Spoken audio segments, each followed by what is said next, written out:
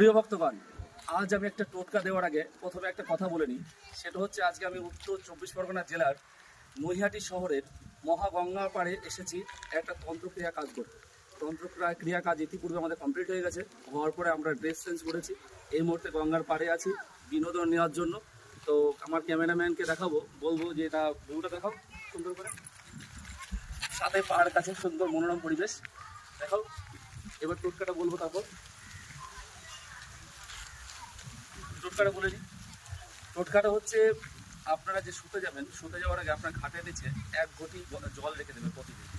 এই জলটা রাখার পরে প্রত্যেক দিন ঘুম থেকে উঠে ওই 1 ঘটি জলকে আপনার বাড়ির কোনো সবুজ গাছের গোড়ায় ঢেলে দেবেন। এটা করলে আপনার শরীর সুস্থ অনুভব করবেন। এটা প্রত্যেক দিন করলে গ্যারেন্টি দিয়ে বলছি, শরীর সুস্থতা অনুভব করবেন, বিভিন্ন রোগ থেকে মুক্ত থাকবেন।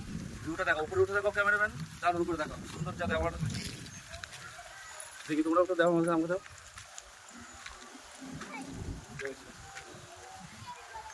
ঠিক আছে, রেখে দাও।